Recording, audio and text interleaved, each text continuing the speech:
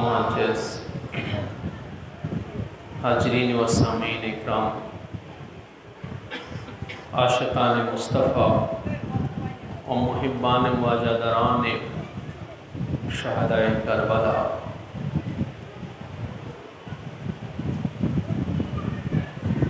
आज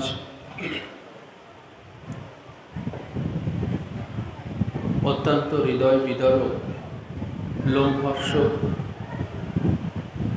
শোকাবহ, দুঃখ বেদনায় জর্জরিত ৮ই মুহররমুল হারাম, যে তারিখে ৬১ হিজরিতে,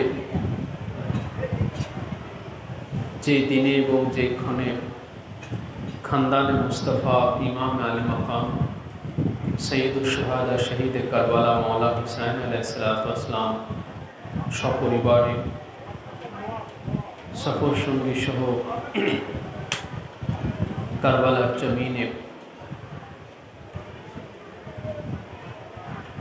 ভোকা এবং পিয়াসা জর্জরিত হওয়া শুরু হলো এই ৮ই মুহররমুল হারাম পাক হতে।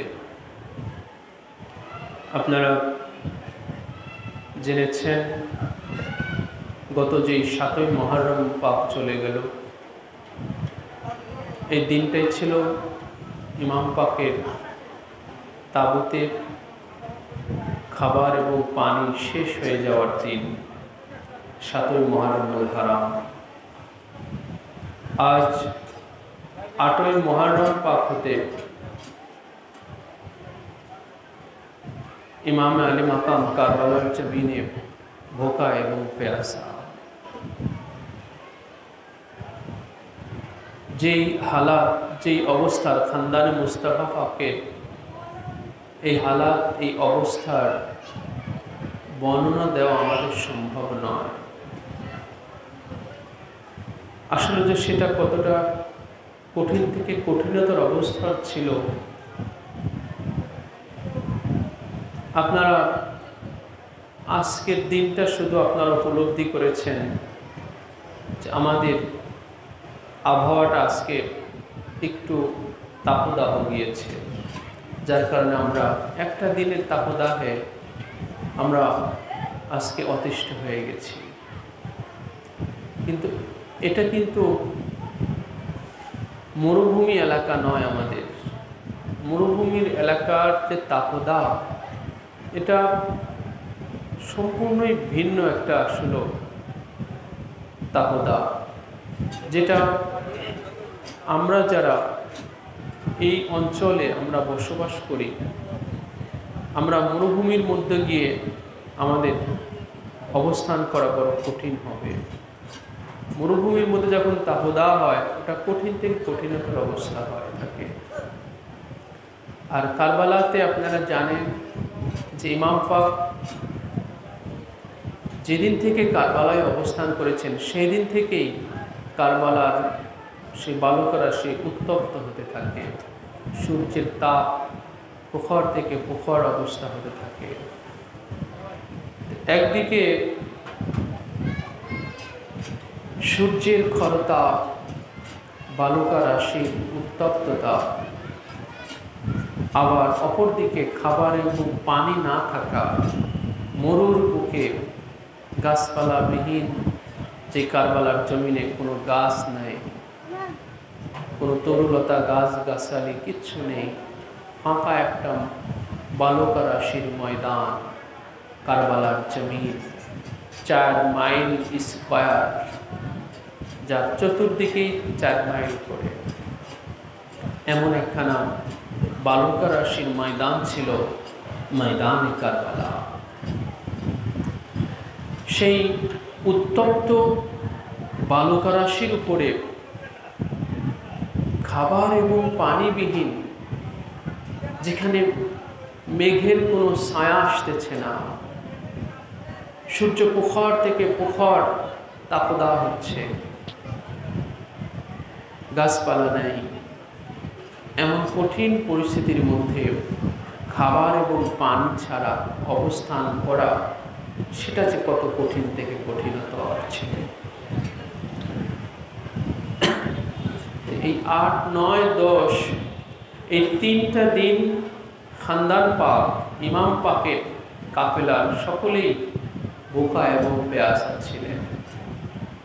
কিন্তু ওদিকে ফৌজে শাম ইয়াজিদ লানাতুল্লাহ আলাইহি তার সৈন্য সামন্ত যারা ছিল তাদের খাবার এবং পানি সবই সরবরাহ ছিল। শুধু খাবার এবং পানির সরবরাহ ছিল না খানদানে মুস্তাফা।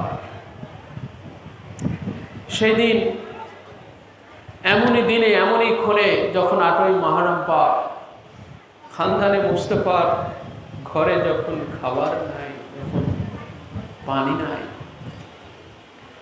সেই ময়দানের পাশ দিয়ে একটা নদী বয়ে যাচ্ছে। এটা কতটা যে হৃদয় বিদারক, মানে আমাদের বুকটা ফেটে যায়, তারপর আমরা মুখ দিয়ে বলার ভাষা পাই না। কোন ভাষায় আসলে এটা উপস্থাপন করব, কোন ভাষা দিয়ে আপনাদেরকে বোঝাবো এই ব্যথাটা, এই কষ্টটা খানদানে মুস্তাফা পাকে। সে ভাষা আমরা খুঁজে পাই না। আজকে যদি কারবালায় একদমই পানি না থাকতো, যে ইমাম পাকের দুশমনেরাও না খেয়ে আছে, ইমাম পাকের দুশমনেরাও পানি বিনে আছে, ওরাও পানি বিনে আছে, খানদানে মুস্তাফা পানি বিনে আছে, সেটা একটা ব্যাপার ছিল। কিন্তু দুশমনেরা খাবার খাইতেছে, দুশমনেরা ওই ফোরাত নদীর পানি পান করতেছে, কিন্তু এক কাতরা পানিও ইমাম পাকের তাঁবুতে নিতে দেওয়া হচ্ছে না। সেখানে কিনা 5 থেকে 600 ঘোড় আরোহী, ঘোড়ায় চড়া সৈন্য মোতায়েন করা হয়েছিল ফোরাতের তীরে 7ই মুহররমে। এই যে তারিখটা চলে গেল, দেখেন যেই দিন ইমাম পাকের তাঁবুতে খাবার এবং পানি শেষ হয়ে গেল, সেই দিনে ওরা ওই নদীর তীরে সৈন্য মোতায়েন করলো, এক কাতরা পানি যেন ইমাম পাকের তাঁবুতে না যায়। ইমাম পাক কিন্তু তার নিজের জন্য কখনোই ফোরাত নদীর তীরে যান নাই পানির জন্য। 3টা দিন ইমাম পাক তৃষ্ণার্ত থেকেছেন, পিয়াসা থেকেছেন। ইমাম পাক নিজের জন্য ফোরাতের তীরে যান নাই নিজের তৃষ্ণা নিবারণের জন্য। কারণ তিনি যদি নিজে ফোরাত নদীর তীরে তৃষ্ণা নিবারণের জন্য যেতেন,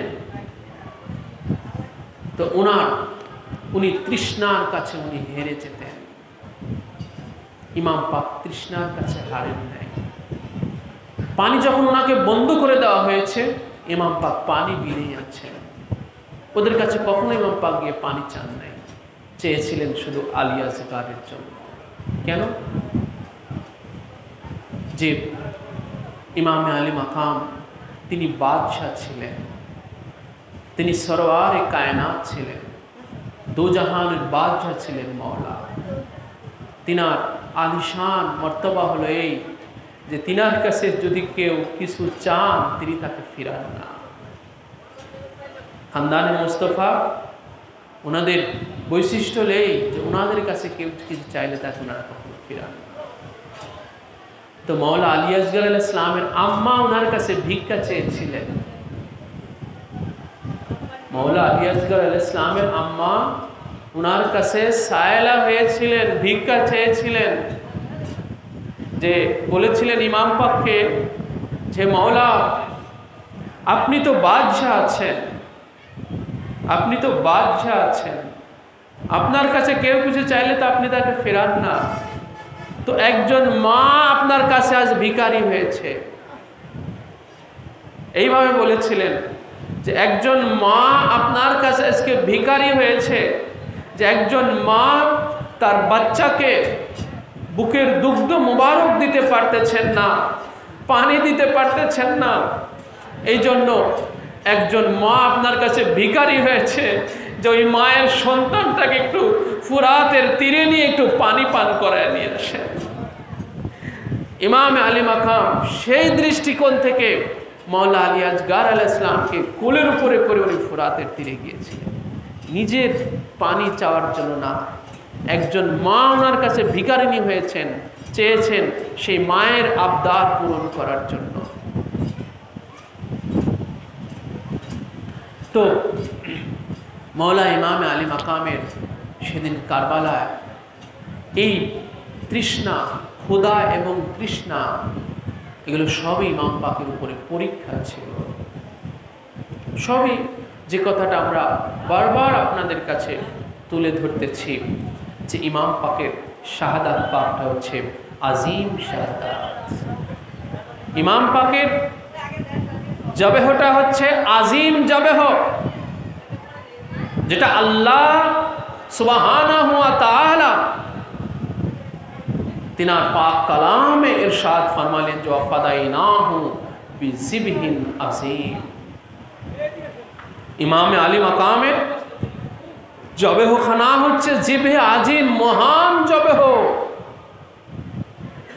এই জন্য এই জবেহের মধ্যে এত পরীক্ষা, ছোট বড় এত পরীক্ষা।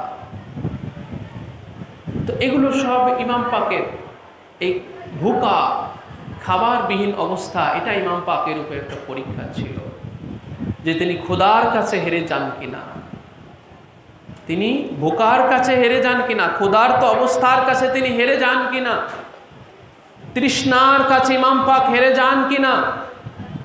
এগুলো সব ইমাম পাকের উপরে পরীক্ষা ছিল। ইমাম পাকের যেই পরীক্ষার বর্ণনা আল্লাহ পাক কুরআন পাকে লিপিবদ্ধ করে রেখেছেন।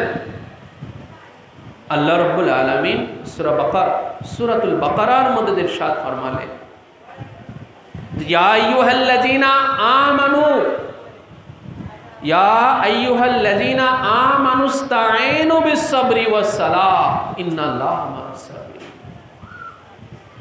ওয়ালা তাকুলু, এবং তোমরা বলো না হে ঈমানদারেরা। ঈমানদারদেরকে বলতেছেন, কাফের মুশরিকদেরকে আল্লাহ পাক ঈমানদারদেরকে বলতেছেন যে হে ঈমানদারেরা, ওয়ালা তাকুলু, এবং হে ঈমানওয়ালু, তোমরা বলবে না। হে ঈমান, কাফের মুশরিকরা অনেক কিছু বলতে পারে। তোমরা যখন ঈমানের দাবিদার হয়েছো, তোমরা যখন মুমিনের অবস্থানে এসেছো, তোমরা বলো না।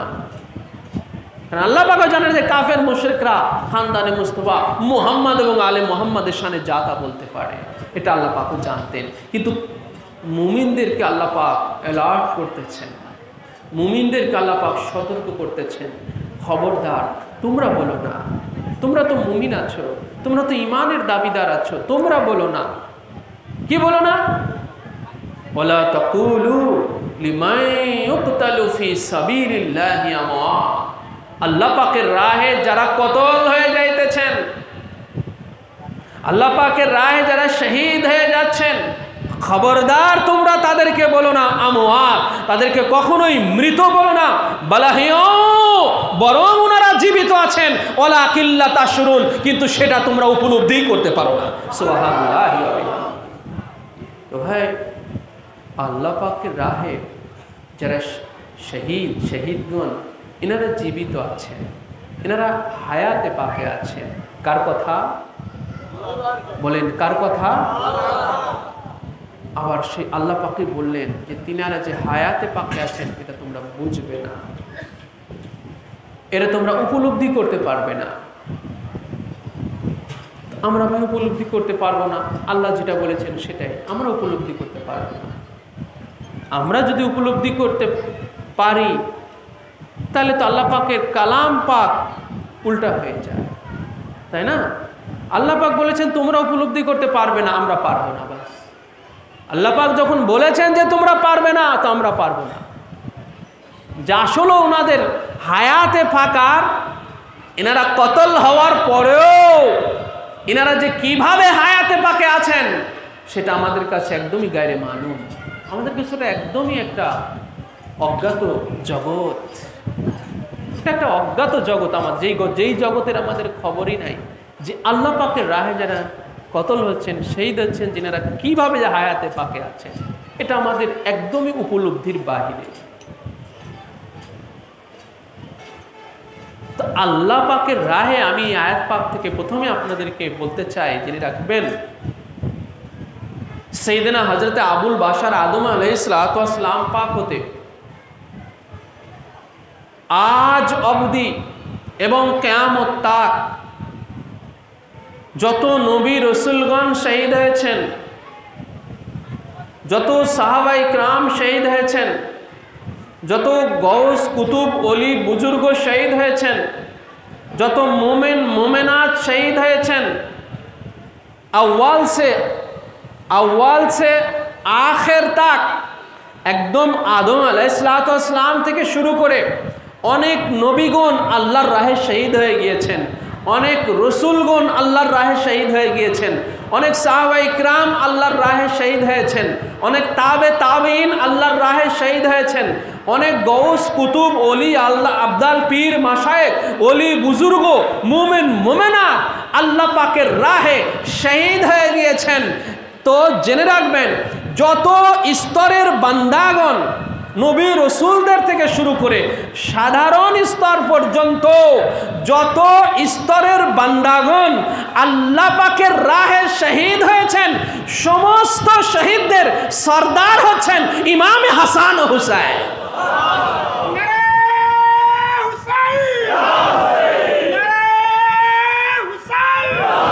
तमाम শহীদদের সরদার ইমাম হাসান ও হুসাইন,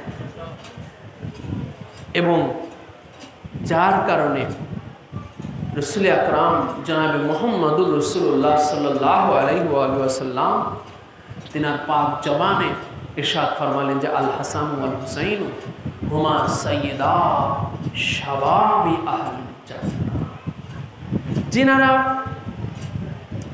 জান্নাতীদের সরদার হতে পারেন। তো জান্নাতীদের মধ্যে আহলে জান্নাতদের মধ্যে নবী রাসূলরা তো প্রথমে আছে, ঠিক কিনা বলেন? আহলে জান্নাতদের মধ্যে, জান্নাতীদের মধ্যে নবী রাসূলগণ তো পহেলা নবী রাসূলগণ আছেন, এরপরে সর্বস্তরের বান্দাগণ আছেন। তো সবারই সরদার হচ্ছেন ইমামে হাসান এবং হযরত ইমামে হুসাইন। তো ওনারা এহ জগতেও तमाम শহীদদের সরদার, আবার পরকালেও तमाम জান্নাতীদের সরদার, ঠিক কিনা বলেন? ইনাদেরই তো সরদারিত্ব, এহ জগতে পরজগতে ইনাদেরই তো সরদারিত্ব। এই জন্য যখন আল্লাহ পাক তার রাহে কতল হওয়া বান্দাদের ব্যাপারে বলতেছেন যে সমস্ত মাকতুল যারা আছে, আল্লাহর রাহে কতল হওয়া যত বান্দাগণ আছেন সবাই হচ্ছেন জীবিত। সবাই কি বলেন? জীবিত। তো আল্লাহর রাহে যত বান্দাগণ শহীদ হয়েছেন সবাই যখন জীবিত, তো ইমাম হাসান এবং হুসাইন তো তাদের সরদার। সে আল্লাহর রাহে কতল হওয়া বান্দাদের কি বলেন? সরদার। তো সোহাদায়ে কারবালা ৭২ জন, এনারাও হায়াতে পাকে আসেন কিনা? কোরআন পাক আসেন। যে এটা এর প্রমাণ কোথায়? এই কথা কোথায়? কোরআনে। সোহাদায়ে কারবালা, কারবালার শহীদগণ সর্বশ্রেষ্ঠ শহীদ, কারবালার শহীদগণ সর্বশ্রেষ্ঠ শহীদ। কেন? যে আজকে কারবালাতে যখন যারা শহীদ হইতেছেন তারা সাইয়্যিদুশ শুহাদার জন্য শহীদ হইতেছেন, তারা সাইয়্যিদুশ শুহাদার সাথে শহীদ হইতেছেন। যেমন রাসূল পাক সাল্লাল্লাহু আলাইহি ওয়াসাল্লামের জামানাতে অনেক সাহাবায়ে কিরাম শহীদ হয়েছেন। রাসূল পাক শহীদ হন নাই সরাসরি, হুজুর শহীদ হন নাই, কিন্তু অনেক সাহাবী শহীদ হয়েছেন। হয়েছেন কিনা? অনেক সাহাবী শহীদ হয়েছেন। রাসূল পাকের পূর্বপুরুষ, রাসূল পাকের চাচাদের মধ্যে, চাচা জানদের মধ্যে অনেকে শহীদ হয়েছেন। রাসূল পাকের আত্মীয় স্বজন অনেকে শহীদ হয়েছেন হুজুরে পাকের জামানা। এরপরে তাবেঈনদের জামানায় অনেকে শহীদ হয়েছেন। কিন্তু আজকে কারবালাতে যারা শহীদ হয়েছেন ইনাদের মর্তবাটাই ভিন্ন। কেন? যে ইনারা সমস্ত শহীদদের, নবী রাসূলদের থেকে শুরু করে সমস্ত শহীদদের যিনি সরদার ইমামে আলী মাকাম মওলা হুসাইন আলাইহিসসালাম, আজকে কারবালায় সে সাইয়্যিদুশ শুহাদার সাথে ইনারা শহীদ হইতেছেন। যে ইনাদের মর্তবাটাই আলাদা, ভিন্ন ব্যাপার, ইনাদের মর্তবাটাই ভিন্ন। এই জন্য আল্লাহ রাব্বুল আলামিন পবিত্র কালামে পাকের মধ্যে ইরশাদ ফরমাচ্ছেন যে ইনারা যখন জীবিত, ইনাদের মর্তবা হলো এই যে ইনারা জীবিত আছেন। এই জন্য আল্লাহ পাক বলেন, আমি ইনাদেরকে অবশ্যই আমি ইনাদেরকে পরীক্ষা নেই। আল্লাহর রাহে যারা কতল হতে আসেন, আল্লাহ পাক ইনাদেরকে অবশ্যই পরীক্ষা নেন কিছু বিষয় দিয়ে। সেই বিষয়গুলো আল্লাহ পাক উল্লেখ করেছেন কোরআন পাকের মধ্যে। কি? যে ওয়ালা নাবলুওয়ান্নাকুম বিশাইইম মিনাল খাউফ, আমি তাদেরকে সর্বপ্রথম যেটা দিয়ে আমি পরীক্ষা নেই সেটা হচ্ছে ভয়। ভয় দিয়ে আমি পরীক্ষা নেই। তো ভাই, আল্লাহর রাহে যারা কতল হন, আল্লাহ তাদেরকে পরীক্ষা নেন। আর যখন সমস্ত কতল হওয়া বান্দাদের, অর্থাৎ সমস্ত শহীদদের সর্দার যখন মাওলা হুসাইন, তো সর্দারের পরীক্ষা আরো ছোট না বড়? বলেন, সর্দারের পরীক্ষা, সর্দার যখন বড় তো ওনার পরীক্ষাটাও কি হবে? ওনার পরীক্ষাটাও বড় না? তো আল্লাহ পাক উনাকে, ইমাম পাককে যখন পরীক্ষা নিতেছেন, যখন পূর্ববর্তী নবীদের মধ্যে যারা শহীদ হয়েছেন তাদেরকেও আল্লাহ পরীক্ষা নিয়েছেন, সাহাবা ইকরামদের মধ্যে যারা শহীদ হয়েছেন তাদেরকেও আল্লাহ পাক পরীক্ষা নিয়েছেন। তাদের পরীক্ষাটা ইমাম পাকের পরীক্ষা বরাবর ছিল না। ইমাম পাকের পরীক্ষা হচ্ছে সর্বোচ্চ পরীক্ষা, ঠিক কিনা বলেন? সবচেয়ে বড় পরীক্ষা, সবচেয়ে আজিম পরীক্ষা, সবচেয়ে কঠিন পরীক্ষা। সবচেয়ে কঠিন পরীক্ষা হচ্ছে ইমাম পাকের পরীক্ষা। যেই পরীক্ষা ফেস করার জন্য, যেই পরীক্ষা মোকাবেলা করার জন্য কোন নবী রসুলেরও সাহস হয় নাই। কোন নবী রসুল কারবালায় এই আজিম ইমতিহান, এই মহান পরীক্ষা ফেস করার সাহস হয় নাই কোন নবী রসুলেরও। যার কারণে সেই দিন রোজে আজলে আল্লাহর আহ্বানে সাড়া দেন নাই কেউই, কেবল ইমাম পাকই সেদিন দিয়েছিলেন। বলুন সুবহানাল্লাহ। তো এই জন্য ইমাম পাকের পরীক্ষা হলো সবচেয়ে কঠিন পরীক্ষা। তো ইমাম পাকের আল্লাহ পাক পরীক্ষা নিচ্ছেন কারবালায় সর্বপ্রথম কি দিয়ে? ওয়ালা নাবলুওয়ান্নাকুম, আমি অবশ্যই আল্লাহ পাক তাকিদ দিয়ে বলতেছেন ওয়ালা নাবলুওয়ান্নাকুম, মানে আমি অবশ্যই, মানে তাকিদের সর্বোচ্চ পর্যায়, আমি অবশ্যই আমি তাদেরকে আমি কি করব? পরীক্ষা নিব। কি দিয়ে? ওয়ালা নাবলুওয়ান্নাকুম বিশাইইন, কিছু বিষয় আদি দিয়ে। সেটার প্রথমে আল্লাহ পাক বললেন খৌফ, বিশাইইম মিনাল খৌফ, সর্বপ্রথম ভয়। খৌফ মানে হচ্ছে ভয়, আমি ভয় দিয়ে তাদেরকে পরীক্ষা নেব। তাহলে পরীক্ষার প্রথম ধাপটাই হচ্ছে ভয়। আচ্ছা বলেন তো, তাহলে ইমাম পাকের কারবালার ভয়টা কি ছিল ভাই? আল্লাহ পাক যখন বলতেছেন যে আমার রাহে কতল হওয়া, আমি অবশ্যই তাকে আমি পরীক্ষা নেই। আর যেই বিষয়গুলো দিয়ে আমি পরীক্ষা নেই সেই বিষয়ের প্রথমটাই হচ্ছে ভয়। তো ইমাম পাকের কিসের ভয় ছিল? ইমাম পাকের ভয়ের পরীক্ষাটা কি ছিল বলেন? ইমাম পাকের ভয়ের পরীক্ষা ছিল, কিন্তু ইমাম পাক সেই ভয়টাকে তিনি জয় করেছেন শেষ পর্যন্ত। ইমাম পাকের তো ভাই কোনো কিছুর ভয় ওনার কাজ করে নাই। ইমাম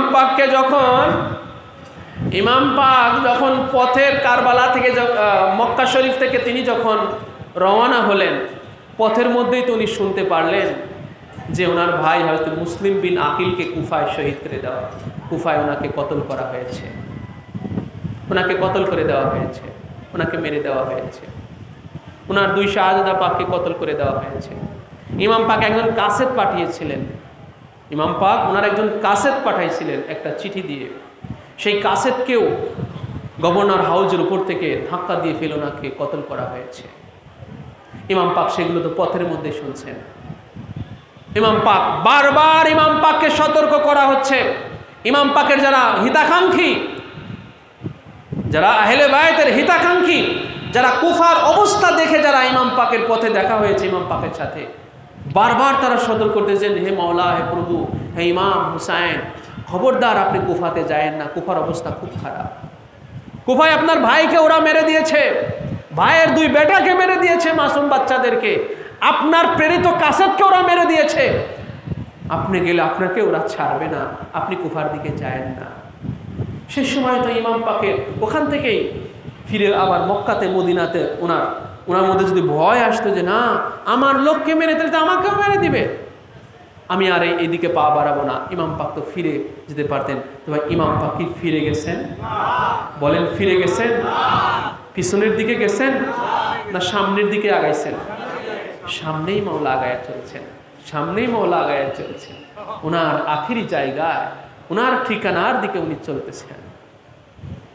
এরপরে শেষ পর্যন্ত কারবালায় যখন ইমাম পাক 1000 সৈন্য এসে ইমাম পাককে, ভাই 100 জন মহিলা পুরুষ বাচ্চা সহ সর্বোচ্চ 100 জনের কাফেলাকে যদি 1000 সৈন্য এসে ঘেরাও করে, ভয় পাওয়ার ব্যাপার কিনা?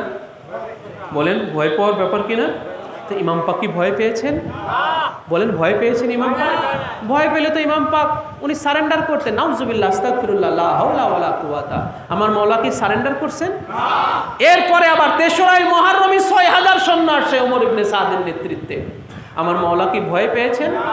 এই যে হাজার হাজার সৈন্য অস্ত্র শস্ত্র নিয়ে, অস্ত্র শস্ত্রে সজ্জিত হয়ে, মাওলা নিরস্ত্র মাওলা, শিশু, মহিলা, বৃদ্ধ কাফেলার অন্তর্ভুক্ত যারা, সেই কাফেলাকে নিয়ে মাওলা কারবালায়, দুগ্ধপোষ্য মাসুম বাচ্চাদেরকে নিয়ে মাওলা কারবালায়, আর হাজারো হাজার অস্ত্রে শস্ত্রে সজ্জিত সৈন্যরা এসে মাওলাকে ঘেরাও করতেছে। আমার মাওলা কি ভয় পাইতেছেন? বলেন, মাওলা ভয় পাইতেছেন? ভয় পাইলে তো মাওলা বলতেন, না ঠিক আছে, আমি তোমাদের কথায় রাজি, আমি আমার বাল বাচ্চা নিয়ে আমি জান বাঁচিয়ে ফিরে চলে যাই। আমার মাওলা কি সেটা করেছেন?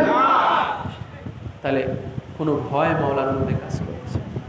আজকে যখন মাওলার পানি বন্ধ করে দেওয়া হয়েছে 8ই মুহররমুল হারামে, তারপরেও আমার মাওলা কি সেই ভয় পেয়েছেন? বলেন, ভয় পান নাই। কোনো কিছুর ভয় তো আমার মাওলার মধ্যে কাজ করতেছে। আমার মাওলা সব জানতেন যে কি হতে যাচ্ছে, কি হবে সেই আশুরার দিনে, কি হতে যাচ্ছে, কি হবে। আমার মাওলা তো সবই জানতেন। ওরা তো আগে থেকেই বলেছেন যে ওরা আমাকে কতল না করা পর্যন্ত ওরা দম নিতে পারবে না। ওরা বেচাইন আছে, অস্থির আছে, ওরা ক্লান্ত পরিশ্রান্ত অবস্থায় আছে, ওরা আমাকে কতল করবে, তারপর ওরা দম নিবে, এর আগে ওরা দম নিতে পারবে না। আমার মাওলার মধ্যে তো ভাই কোনো, তাহলে ভয়ের পরীক্ষাটা কি ছিল? আমার মাওলার ভয়টা ছিল বড়ই আধ্যাত্মিক, জেনে রাখবেন। এটা জাহিরি ব্যাপার ছিল না। ইমাম পাকের ভয়টা ছিল পুশিদাগত ভয়। ইমাম পাকের ভয়টা ছিল আধ্যাত্মিক ভয়। সেটা কি? যে মাওলা যদি আজ এই জমিনে, কারবালার এই জমিনে মাওলা যদি জিভে আজিম না হন, তাহলে আল্লাহর সাথে সেই ওয়াদা, আল্লাহ পাকের সাথে দেওয়া সেই ওয়াদা পূর্ণ হবে না। ঠিক কিনা বলেন?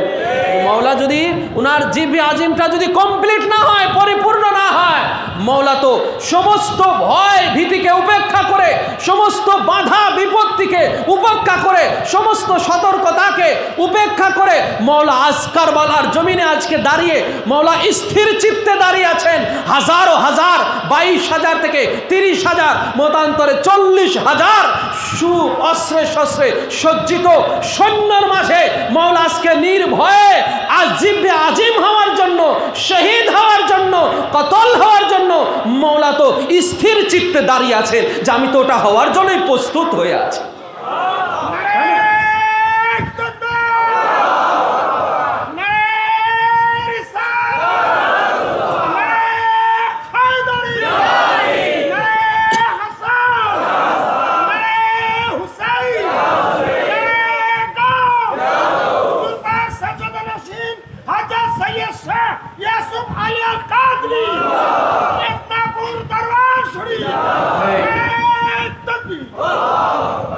মওলার ভয় হয়তো এটাই ছিল যে আমি যদি এই জিভে আজিম যদি আমি না হতে পারি, এই কুরবানি, এই শহীদ যদি আমি না হতে পারি, তাহলে আমার আল্লাহ পাকের সাথে সেই দেওয়া ওয়াদা অপূর্ণ থেকে যাবে। আর এই ওয়াদা যদি পূর্ণ না হয়, তাহলে আমি যদি এই জিভে আজিম যদি সুসম্পন্ন পরিপূর্ণ পর্যায়ে, চূড়ান্ত পর্যায়ে যদি আমি না নিয়ে যেতে পারি, আমার জবেহটাকে, আমার জিভে আজিমটাকে, আমার শাহাদাত পাকটাকে যদি আমি আজিম পর্যায়ে, আমি যদি চূড়ান্ত পর্যায়ে না নিয়ে যেতে পারি, তাহলে এই ইসলাম শেষ হয়ে যাবে, ইসলাম থাকবে না। কারণ আজ ইসলামের বাঁচা মরা, আজ ইসলামের বেঁচে যাওয়া বা ইসলাম মরে যাওয়া, আজ ইসলাম রক্ষা পাওয়া বা ইসলাম শেষ হয়ে যাওয়া আমার জবেহের উপরে নির্ভর করতেছে। এটা ইমাম পাকের ভিতরে এটাই কাজ করতেছে যে আমার জবেহের উপরে, আমার জিবে আজিমের উপরে, আমার শাহাদাতের উপরে আজ ইসলাম রক্ষা পাওয়া অথবা ইসলাম শেষ হয়ে যাওয়া নির্ভর করতেছে। যে আমি যদি আমার জিবে আজিমকে চূড়ান্ত পর্যায়ে নিয়ে যেতে পারি, তাহলে ইসলাম রক্ষা পেয়ে গেল, ইসলাম রক্ষা পেয়ে গেল। আর যদি না হয় তো ইসলাম শেষ হয়ে গেল, ইসলাম তাহলে শেষ হয়ে যাবে, ইসলাম থাকবে না, সত্য থাকবে না, মিথ্যার জয় হয়ে যাবে, মিথ্যা কায়েম হয়ে যাবে। আমি যদি জিভে আজিম না হই, আমি যদি শাহাদাত না হই, তাহলে মিথ্যার জয় হয়ে যাবে, মিথ্যা কায়েম হয়ে যাবে। আর আমি যখন জিভে আজিম চূড়ান্ত পর্যায়ে চলে যাব, আমার শাহাদাত যখন পরিপূর্ণ হয়ে যাবে, তখন ইসলাম রক্ষা পাবে, ইসলাম কায়েম হবে, ইসলাম জিন্দা হবে, আর সত্যের জয় হবে, সত্য রক্ষা পাবে। এটাই ছিল আসলে ইমাম পাকের ভয়। ইমাম পাকের ভয়টাই আসলে এটা ছিল, এটাই ইমাম পাকের ভয় ছিল। মিনাল খাউফ ওয়াল জু, খোদা, জু মানে খোদা, খোদা, ভুকা, খাবারবিহীন অবস্থা। আল্লাহ পাক ইমাম পাকে যে খাবারের পরীক্ষা দেখে, 3 দিনের অনাহার অবস্থা, মরুর বুকে 3 দিন খাবারবিহীন, মরুর বুকে ইমাম পাক 3 দিন খাবারবিহীন মরুর বুকে। এটা ইমাম পাকের পরীক্ষা ছিল, ভুকা থাকার পরীক্ষা, ভুকা হালাতের পরীক্ষা, ক্ষুধার্ত অবস্থার পরীক্ষা। সেই পরীক্ষায় ইমাম পাক জয় হয়েছেন। আল্লাহু আকবার। কারণ ক্ষুধার্ত হালাত আমার মওলাকে কাবু করতে পারে নাই, পারছে বলেন? কাবু করতে পারে নাই, বরং ক্ষুধার্ত অবস্থাটাই আমার মওলার কাছে হেরে গেছে। আমার মওলা ক্ষুধার্ত অবস্থায় তিনি সেই পরীক্ষায় উত্তীর্ণ হয়ে গেছেন। মিনাল খাউফি ওয়াল জুই ওয়া নাকসিম মিনাল আমওয়াল, সম্পদের ক্ষতি দিয়ে আমি পরীক্ষা নেব। আমার মওলা তার সমস্ত সম্পদ মালামাল সেই দিন কারবালার জমিনে সব আল্লাহর রাহে তিনি উৎসর্গ করে দিয়েছেন, সব লুট হয়ে গেছে, তাই না? ওনার ঘর বাড়ি ছেড়ে চলে এসেছেন, এমন এক মরুতে চলে এসেছেন, সেই মরুর জায়গাটা খরিদ করেছেন ইমাম পাক 60,000 দিরহাম দিয়ে। কারবালার জমিনটাকে মওলা খরিদ করেছিলেন 60,000 দিরহাম দিয়ে। মওলা ওই কারবালার জমিনটা ক্রয় করেছিলেন, খরিদ করে ওটা আবার বনু আসাদ গোত্রের তাদের দায়িত্বে আবার দিয়ে দিয়েছিলেন, তাদের গোলামিতে দিয়ে দিয়েছিলেন যে এই জমিনের দায়িত্ব তোমাদের কাছে থাকলো, শুধু এর বিনিময়ে তোমরা আমাদের জায়রিন যারা আসবে তাদেরকে তোমরা মেহমানদারি করবে, তারা যেন এই কারবালা থেকে খাবার এবং পানি বিনে যেন তারা না যায়, এই খেদমতটা তোমরা করবে। আর এই জমিনে কখনো চাষাবাদ করবে না, আমাদের যেখানে কবর হবে, আমাদের যেখানে দাফন করা হবে, এই জায়গাগুলোতে তোমরা চাষাবাদ করো না, অন্যদিকে করো, কিন্তু এই কারবালার এই জমিটুকুতে তোমরা কোনো চাষাবাদ করো না। ইমাম পাক এইভাবে অনেক ওসিয়ত করেছিলেন তাদেরকে।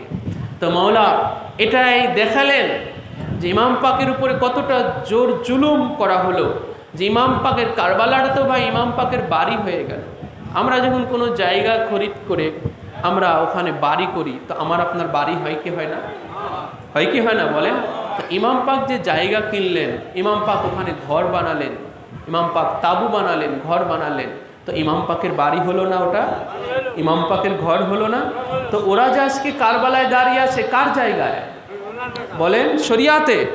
শরিয়াতের দৃষ্টিকোণ থেকে যদি আমরা বলি ভাই, কার জায়গায় ওরা এসে দাঁড়িয়ে আছে? এই যে 30-40 হাজার এই মালাউনের আয় অভিশপ্ত রাজ কার জায়গায় দাঁড়িয়ে? বলেন কার জায়গায় দাঁড়িয়ে, কার বাড়িতে আজকে দাঁড়িয়ে, আজ কার বাড়ি এসে কাকে ওরা ঘেরাও করেছে? ইমাম পাকের বাড়িতে, সেই ইমাম পাকের জায়গাতে সেই ইমাম পাককে বধ করেছে। এর চার জুলুম হতে পারে বলেন? এটা হলো জুলুমের চরম পর্যায়, যে ইমাম পাকের জায়গাতে এসে, ইমাম পাকেরই বাড়িতে এসে ইমাম পাকের উপরে ওরা আক্রমণ করতেছে, ইমাম পাককে কতল করে দিচ্ছে, ইমাম পাকের বাড়িঘরগুলো জ্বালিয়ে দিতেছে, ইমাম পাকের সমস্ত মাল লুটপাট করে নিয়েছে ওরা। ইমাম পাকে যখন শহীদ করে দিয়েছে, ইমাম পাকের যেই শাহী পোশাক ছিল, যুদ্ধের শাহী পোশাক, ওরা সমস্ত পোশাকগুলো ওরা খুলে নিয়েছিল। এই জন্য ইমামে আলী মাকাম, আলিমুল গায়েব আমার মাওলা, এনারা সব জানতেন ওনাদের কি অবস্থা, কখন কি অবস্থা হয় না হবে, হয় না, ওনাদের কখন কোন অবস্থা হবে সেটা ওনারা সব মালুম, সব জানেন।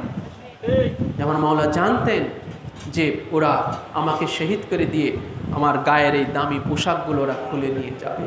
এই জন্য আমার মাওলা প্রথমে, আগে সর্বপ্রথম একটা পুরাতন, একটা জীর্ণ শীর্ণ একটা জামা পরেছিলেন। সর্বপ্রথম আগে জীর্ণ শীর্ণ এমন একটা জামা পরেছিলেন যে জামাটার যেন ওরা আর নিবে না, এমন একটা জীর্ণ শীর্ণ একটা পোশাক আগে আমার মাওলা পরেছিলেন। এরপরে সেই যুদ্ধের সেই শাহী পোশাকগুলো মাওলা পরেছিলেন, সেগুলো ওরা খুলে নিয়েছিল। ইমাম পাকের ওই জীর্ণ শীর্ণ ওই পোশাকখানা ওনার গায়ে ছিল, ওনার আব্রু মুবারক ওটা দিয়ে ঢাকা ছিল। তো ইমাম পাক তো সবই এভাবে জানতেন। তো এই জন্য এই আল্লাহ পাক যে একটা একটা করে পরীক্ষা নিতেছেন, খোদা দিয়ে পড়ে অনাকসিম মিনাল আমওয়াল, মালের ক্ষতি, সমস্ত মাল উজাড় হয়ে গেছে, লুট হয়ে গেছে কারবালার জমিনে। ওনারা সবাই নিঃস্ব হয়ে গেছে, ঠিক কিনা বলেন? একদম নিঃস্ব হয়ে গেছে, খানদানে মুস্তাফা কিচ্ছু নাই, নিঃস্ব হয়ে গেছে। সেই পরীক্ষায় ওনারা উত্তীর্ণ হয়েছেন।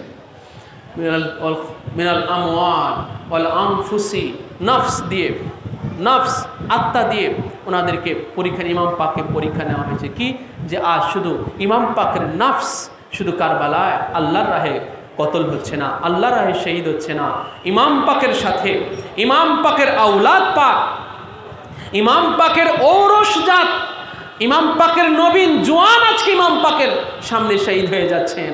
ইমাম পাকের নবীন জওয়ান, বাবার সামনে যখন 22 বছরের নবীন জওয়ান শহীদ হয়ে যায়, সেই বাবার কাছে কি আর দুনিয়ায় সে দাঁড়িয়ে থাকতে পারে? ভাই বলে, বাবার সামনে যদি 22 বছরের নবীন বেটা যদি পানি বিনে আর খাবার বিনে যদি শহীদ হয়ে যায়, সেই বাবা কি আর দাঁড়িয়ে থাকতে পারে? কিন্তু আমার মাওলা তারপরেও কারবালায় দাঁড়িয়েছিলেন। যে আমার মাওলাকে কোমর নিজের বেটার লাশ বহন করেছেন, তারপরেও উনি কারবালায় দাঁড়িয়েছিলেন। যিনার কোলের উপরে, কোনো পিতার কোলের উপরে যদি 6 মাসের দুগ্ধপোষ্য বিষাক্ত তীরের আঘাতে শহীদ হয়ে যায়, সেই পিতার তো জমিনের মধ্যে একদম মিশে যাওয়ার কথা, তারপরেও আমার মাওলা দাঁড়িয়েছিলেন। কেন? আজকে মাওলা ধৈর্যের মূর্ত প্রতীক, আল্লাহু আকবার কাবীরা, আজকে ধৈর্যের মূর্ত প্রতীক আমার মাওলা ইমামে আলী মাকাম। সব পরীক্ষা উনি উত্তীর্ণ হয়ে যাচ্ছেন, সমস্ত পরীক্ষায় ওনার কাছে আজকে হেরে যাচ্ছে। উনি কোনো পরীক্ষার কাছে হারতেছেন না, ওনার কাছে সমস্ত পরীক্ষা হেরে যাইতেছে। যে যত নফস, ওনার ঔরসজা, নবীন জওয়ান, দুগ্ধপোষ্য, ওনারই বেটা ওনার সামনে শহীদ হয়ে যাচ্ছে, ওনার আত্মীয়, ওনার ভাইয়ের সন্তানগণ ওনার সামনে শহীদ হয়ে যাচ্ছে, ওনার বোনের ছোট ছোট বাচ্চাগণ ওনার সামনে শহীদ হয়ে যাচ্ছে। এত আত্মা, এত নফস ওনার সামনে আল্লাহর রাহে শহীদ হয়ে যাচ্ছে, ওনার ভাইগণ ওনার সামনে শহীদ হয়ে যাচ্ছে, ওনার সফর সঙ্গী যারা এসেছে তারা ওনার সামনে শহীদ। এতগুলো নফস, আজ কারবালাতে কোনো পুরুষই জিন্দা ছিলেন না, শুধু বালক অসুস্থ বিমারি ইমামে জয়নুল আবেদিন ব্যতীত। তো সেই পরীক্ষা তো ইমাম পাক সফল কামিয়াব, ঠিক কিনা বলেন? মিনাল আমওয়ালি ওয়াল আনফুসি ওয়াস সামারাত, এবং ফলমূল, এই খানদান পাক এরাই হচ্ছে এই নবুয়াতের বাগানের ফল।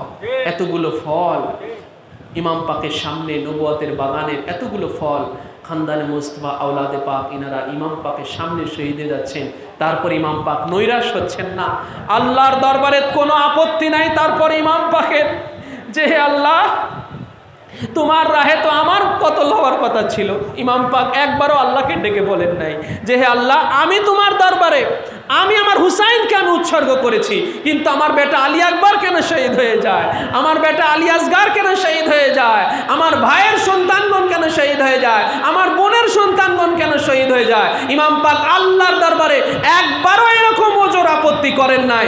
যখন হয়ে যাচ্ছে তারপরে ইমাম পাক আল্লাহর উপরে সন্তুষ্ট, আল্লাহর উপরে রেজামন্দি হয়ে বলতেছেন, যত মুসিবত আসতেছে নাদের উপরে, যত মুসিবতের সুসংবাদ আল্লাহ পাক দিতেছেন, তারপরে ওনারা বলতেছেন ক্বালু ইন্না লিল্লাহি ওয়া ইন্না ইলাইহি রাজিউন। যখন ইমামে আলী মাকাম উনি ভোকা, উনি ক্ষুধার্ত, উনি তৃষ্ণার্ত, উনার সামনে উনার আওলাদগণ, উনার আত্মীয় স্বজনগণ, সফর সঙ্গীগণ, উনার সব উজাড় হয়ে যাচ্ছে, সব আল্লাহর রাহে উৎসর্গ হয়ে যাচ্ছে, কুরবানি হয়ে যাচ্ছে, তারপরেও আল্লাহর উপরে কোনো ওজোর আপত্তি না করে আল্লাহর উপরে রিজামন্দি থেকে আল্লাহর উদ্দেশ্যে বলতেছেন যে ইন্না লিল্লাহি, নিশ্চয় আমরা আল্লাহর জন্যই, ওয়া ইন্না ইলাইহি রাজিউন, এবং আমরা আল্লাহর দিকেই প্রত্যাবর্তন করতেছি। বলুন সুবহানাল্লাহ।